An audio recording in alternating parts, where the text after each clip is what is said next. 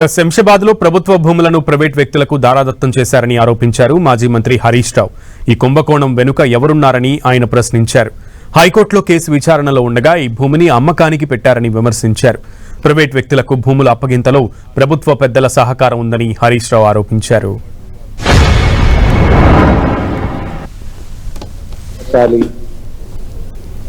అనేదే ఈ పాలనలో జరుగుతూ ఉంది.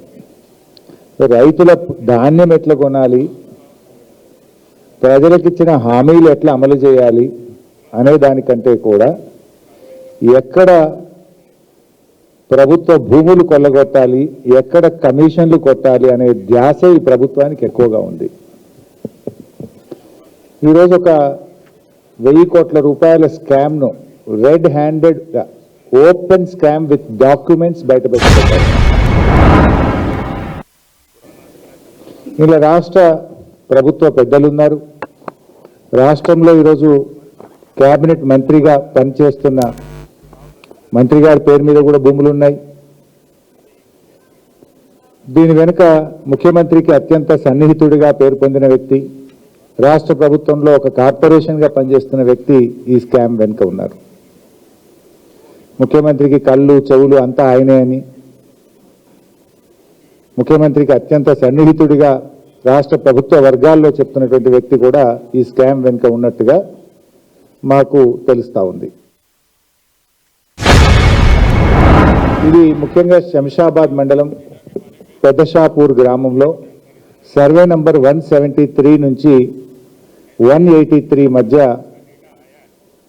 ఉన్నటువంటి భూమి.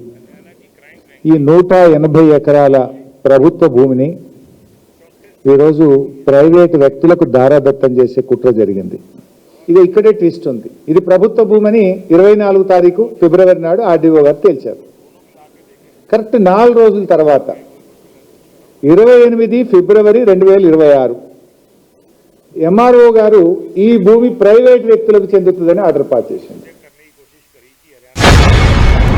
కలెక్టర్ అప్రూవల్ లేకుండానే ఆర్డీఓ ఫైల్ చేసిందా? కలెక్టర్ అప్రూవల్ లేకుండానే ఎంఆర్ఓ అదే కేసులో ఈయనెట్లా ఫైల్ చేస్తాడు? ఒకే కేసులో ఒకే హైకోర్టులో ఒకే జడ్జి గారి దగ్గర 4 రోజుల వ్యవధిలో ఒక ఆయన గవర్నమెంట్ ల్యాండ్ అంటాడు, ఇంకొక ఆయన ప్రైవేట్ ల్యాండ్ అంటాడు. ఇందులో ఇది ఆర్డీఓ ఆర్డర్, ఇది MRO order. Just with in 4 days.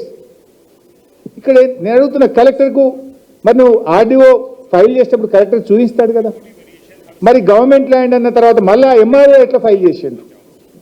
File చేస్తే మరి అది కలెక్టర్ గారు ఎట్లా అప్రూవ్ చేసిండ్రు? కలెక్టర్ అప్రూవ్ చేయడం ఒక తప్పు అయితే జీపీ రెవెన్యూ ప్రభుత్వ ప్లీడర్ దీన్ని ఏ రకంగా హైకోర్టులో ఫైల్ చేస్తారు?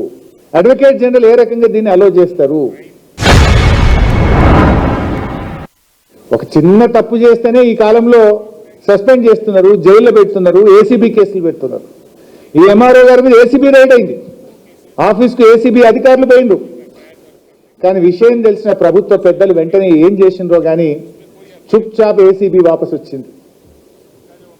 ఏసీబీ వాపస్ వచ్చింది, యాక్షన్ తీసుకోలే. ఏసీబీ అధికారులు వాపస్ వచ్చిండ్రు, ఒక చిన్న ట్రాన్స్ఫర్తో సరిపెట్టేసిండ్రు. అంటే దీని వెనుక ఎవరు ఉన్నారు?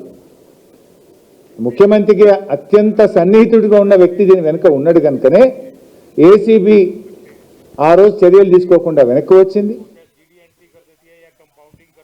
భూభారతిలో పట్టా భూమిగా మార్చింది కదా, దాన్ని తిరిగి నిషేధిత జాబితాలో పెట్టాలన్నా వద్దా? నిషేధిత జాబితాలో పెట్టరు.